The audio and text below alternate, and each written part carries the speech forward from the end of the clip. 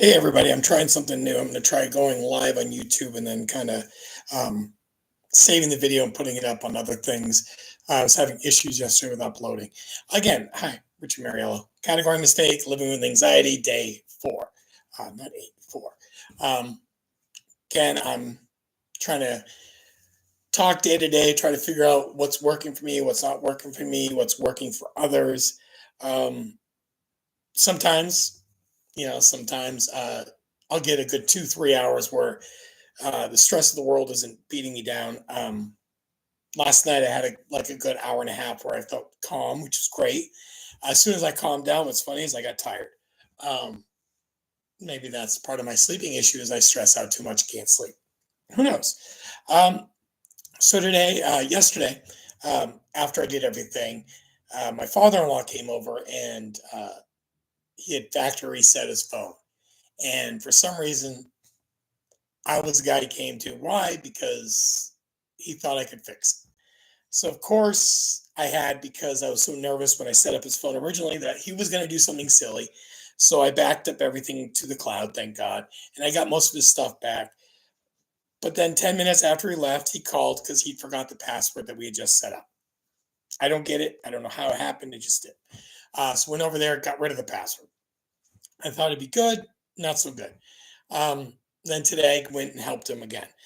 Then my wife's mother called and she forgot to take the pictures off her old computer to put on her new computer. So I went and grabbed her computer today to try to help her with that. And I also, like I talked about yesterday, I'm working on a website development for my wife's alumni band that she's part of. And this is what I talked about yesterday, and I think it's very true for me.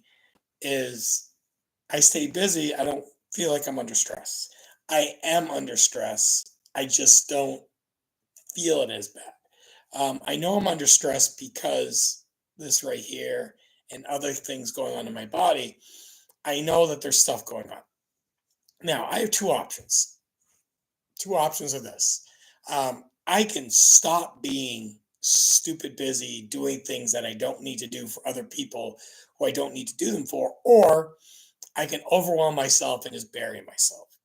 Um, for years, I've overwhelmed myself and buried myself. And I think last night, mentally, I kind of came to the conclusion that that's not a good idea. Me doing that is not the best thing for me to do. And it hasn't been for a long time, but I keep doing it. So this week, this weekend, I'm going to start making a list of what's important, what's not important, what are priorities, what are things that I have to do, what are things that I need to do to succeed as a human being. Okay. Uh, Doing a website in 2 days is not going to help me succeed as a human being. Uh, Fixing an old computer for somebody who doesn't even use it the day that they call is not going to help me as a human being. Prioritizing things that are important, beneficial to me over things, I just prioritize everything. I don't, I don't, I don't know how to say no. If you know me long enough, you know that I have a hard time with the word no when it comes to things that I think are important. Now, if you're one of my kids or one of my students, you'd be like, God, he said no all the time. A little different. Hey, Mr. M, can I not turn in my homework today because I forgot to do it? No. Hey, Dad, can I have $1,000? No.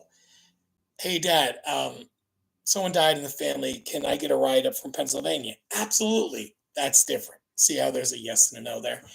And even then, I do it a lot. I spend a lot of time thinking that what I'm doing is important when it's not as important as it's more important to me mentally than it is to the person I'm helping, which I've got to learn how to control. That's one thing I'm working on. Now, another thing I've realized is this video series, my podcast, uh, Facebook, Instagram, all these TikTok, all of them. Um, I have so much anxiety when I post something because I post things and I talk about people who are in my life. I talked about Haley Brown, one of my students. or I call her Hey Hey or HB in one of my podcasts. Her name's Haley Brown. Okay, she knows who she is. Um, and the thing about Haley and Allison and Nick and all these kids is I saw them as a teacher, as a person, father person, a father. Okay, I see Piper and Joelle and all these people. I saw them as my kids, my students, but my kids. Um, and I still follow them and what they're doing in their life today because they're that important to me.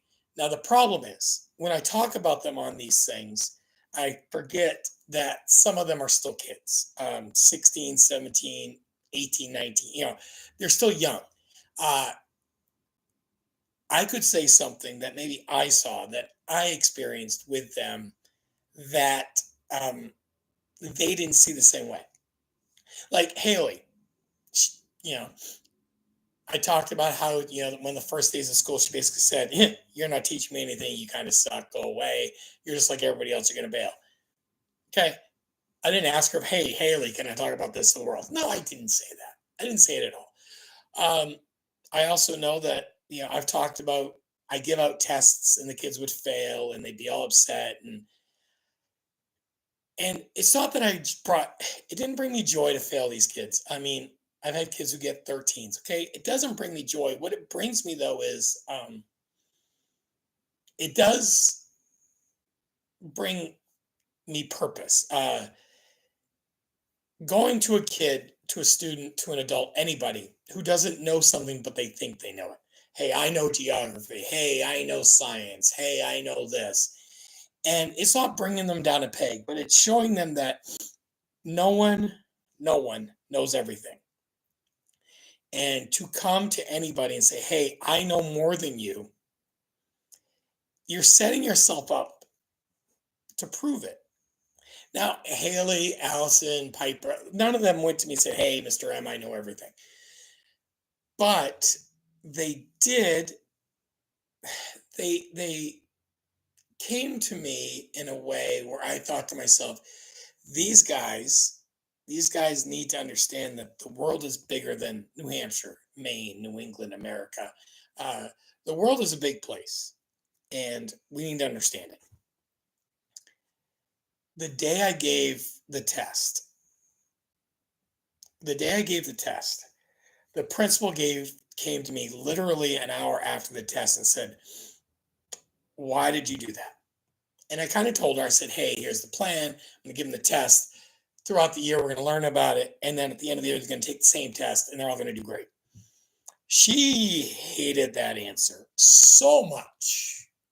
I think she hated it because she didn't know me. I mean, this was like my first full year teaching at this school, and I had no track record. There was nothing to show that I knew what I was doing. It was me saying I knew more than her, and she'd been doing it for 20 years. Now, it worked. Kids did well. The whole year went well. COVID happened. We won't go there. Um, but the point is, I showed the students I knew more than them, but then the principal came to me and said, Hey, you say you know more than me, prove it. Thankfully, I was able to prove it. But if I didn't, I'd have to be like, Okay.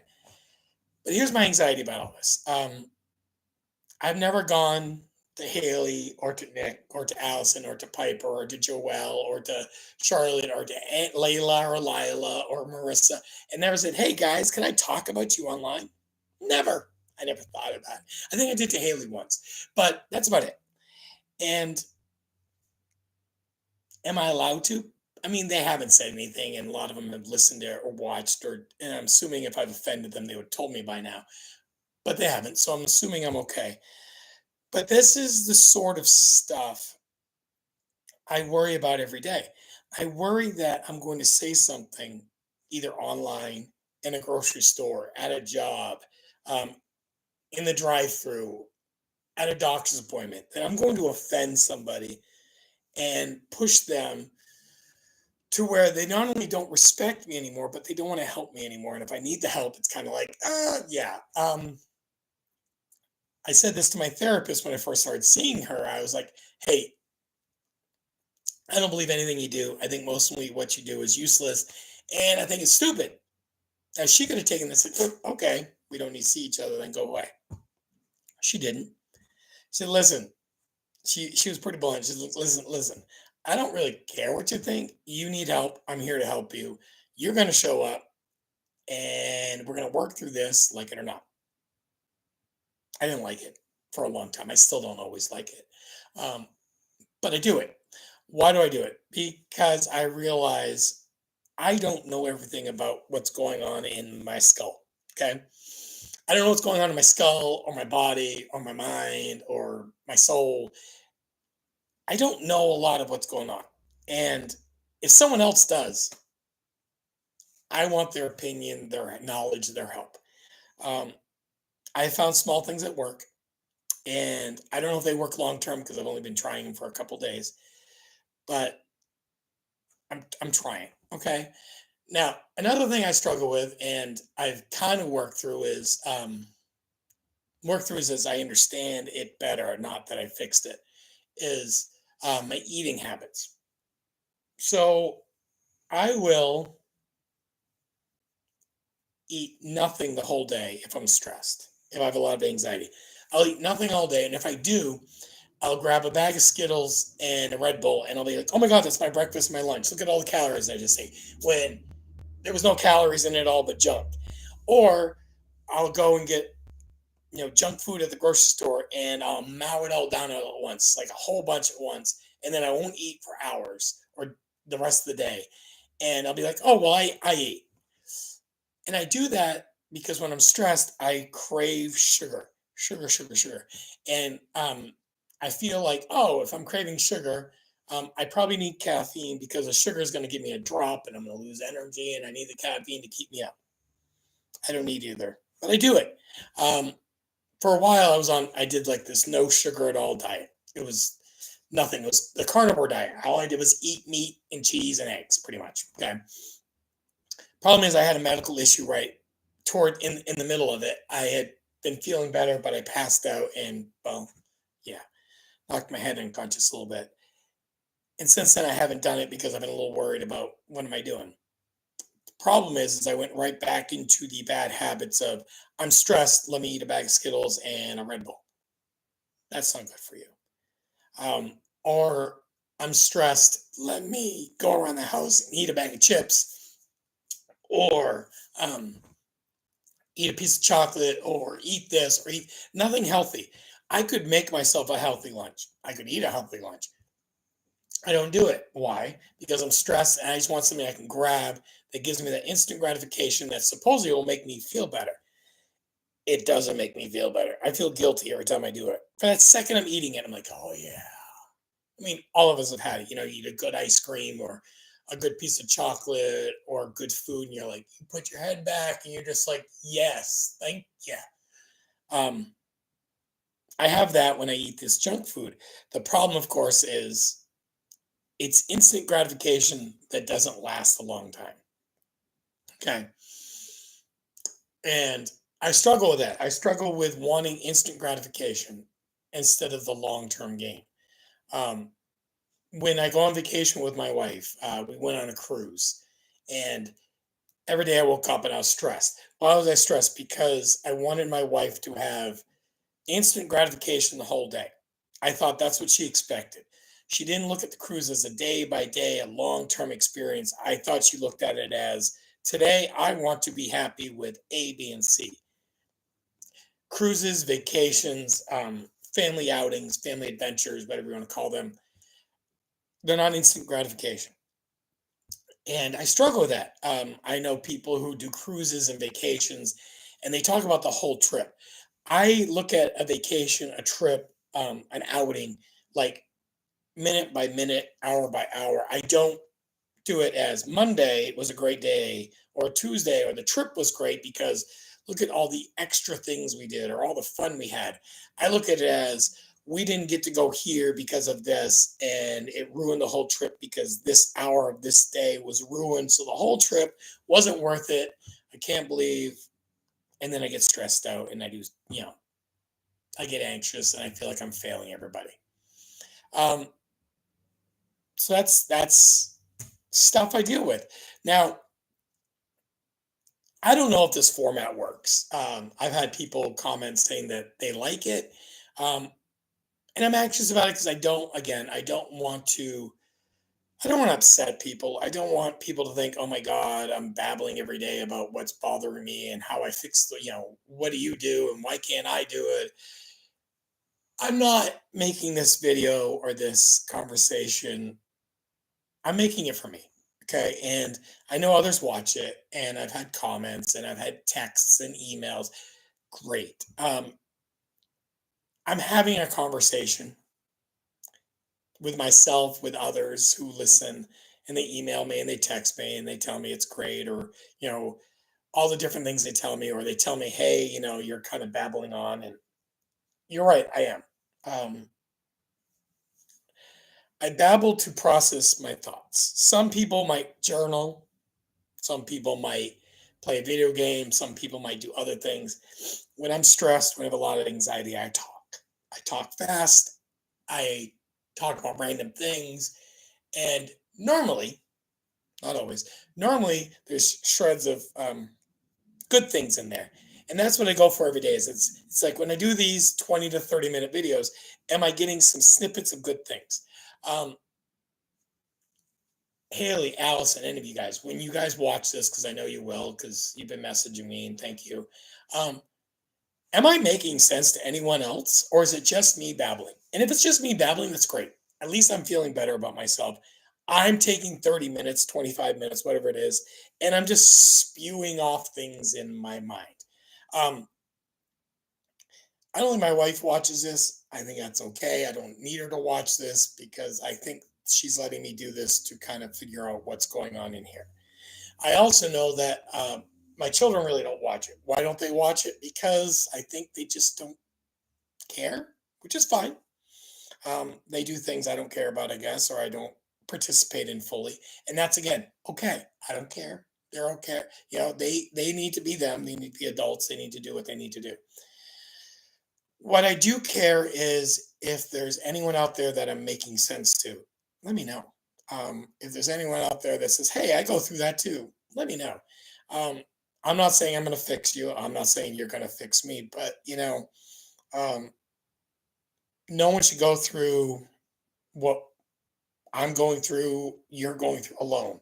No one should have to deal with um, the world pummeling their brain and their soul and their spirit every day alone. Um, we're not meant to be isolated creatures. Everyone, of course, discovered that between 2020 and 2023 when everyone was isolated. And what people discovered is we're really good at being with others. We're really good mentally when we're around people every day. But when we do this, when we talk to people this way, or we don't talk to people at all, we don't go outside the house, we don't communicate for real. Okay. Um, it wears us down, it slows us down, it breaks down our mental stability. Even something as simple as masks or social distancing, or how many people in a building, all of that didn't help us. What it did was it brought animosity, it brought anger, frustration. um, it brought people said, well, Fauci said don't wear masks, and he says do wear masks. Which time do we believe him? Or social distancing? How do we know how far a sneeze molecule goes? And the vaccine is going to cause myocarditis, but only if you're in this age group. So don't worry about it if you're older. And well, no, but the vaccine also saves people. These were arguments people had every day, all the time. I had students who disagreed on it. I had people who literally I had teenagers who couldn't get along because of what social media, the news, their parents, um, all told them. And I had a student when we went away for 2 weeks to stop the spread. I had a student say this is going to be bigger, and I'm like, listen, Trafton, we're Trafton. Listen, there was kid's name was Trafton. I'm like, 2 weeks will be done. This is not a big deal. It's just a cold. It's not a big deal. Now, of course, what happened? Italy goes crazy. Brazil goes crazy. Millions of people died. Why did they die? Because most of them were older. Um, And America, oh my God, we're all going to die. So we close school Friday the 13th, March 13th, and we don't reopen till the fall. I was wrong. It was not 2 weeks. Uh, do I think we needed to shut down the school for longer than 2 weeks? No. At the time, we didn't know what it was. In my mind, it was cold. People were getting usually older or had immune problems or whatever. But what's funny is when we had class virtually after those 2 weeks, we kept going virtual. Um, every day we did class. I'm like, you know what? Next week we'll be back in class. And then the poor kids who graduated that year from 8th grade, Haley was one of them, and Piper and Joelle. Their graduation was absolutely horrible. It was not what they deserved. Um, and they lost out, along with other kids I know, lost out on the middle school graduation, the high school setup, that whole system they lost out on. And what's funny in my mind, um, was most of the COVID issues were people having anxiety over something they couldn't control. Now, we know how to control the flu. We have a vaccine. We know how to control chickenpox, the measles, all this other stuff because we've made up miracle drugs that help it. And they're like, well, the COVID vaccine helps with COVID. It doesn't stop. It helps COVID. It's fine. Whatever. I'm not getting in a political debate about COVID. Um, but that's what was stressing people out. It had nothing to do with, oh, there's people dying. It was, we don't know what this is. We don't know how it spreads. We don't know anything about it. What are we going to do? So we shut the school down. And those kids had to deal with anxiety of every day. I had kids whose parents were nurses and doctors who weren't sure if their parents would come home because they could get COVID and die because the news was talking about it so much. We built a generation in the last 5 years to have anxiety over COVID, to have anxiety over sickness, to have anxiety over political things. I mean, half the world thinks Trump is going to blow up the entire planet, and the other half thinks he's, the second coming of Jesus Christ. He's neither. He's a man. He's a person who thinks he's doing the right thing, and some people agree with him. He's not going to bring the world down with an atomic, infusion of death, and he's not going to come save us all from our sins, okay? He's just a guy who thinks he's doing the right thing. You don't have to agree with him, but he's just a guy, okay? We don't need anxiety over who's running the world because it doesn't matter. You're going to wake up tomorrow, and if you have a job, you're going to go to the job. If you have school, you're going to go to school, and you're going to keep living your life. Okay, that's the way the world works. Okay, unless you're a billionaire or some big guy that has lots of things on his mind. One, you're probably not watching this podcast, but two, you can pay your way out of this issue. You can fix this problem really easily. You can take your jet and go somewhere else. Okay. I don't have a jet. I wake up every day and I do what I can do. And that's what we're doing from now on. That's what I'm going to do from now on. We're just going to survive. We're going to thrive. We're going to survive. We're going to do what we need to do. And tomorrow we're going to do it again. Tomorrow might be a good day. Tomorrow might be a bad day. But it's going to be a day. It's going to end in Y. And if you're in New England, the weather's probably going to be crappy. And if you're in the rest of the world, it's probably going to be nice weather. The news is going to say lots of negative things or positive things, depending on what part of the news it is. And you're going to keep going. That's what we do. That's why we do. That's how we do. So my anxiety today, on a scale of 1 to 10, I'm going to start doing this because I think it's good for me. It's going to be good for you. It's about a 6. Now, it was higher this morning. What I did was I listened to an audiobook. I did some stuff physically.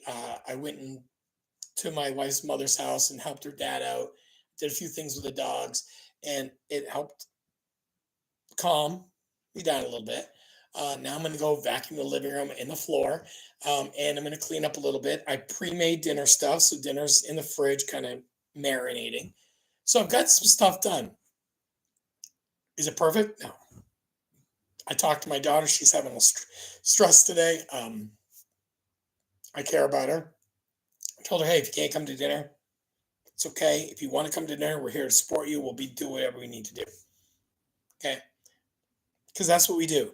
I can't not support my children if they're trying to be better.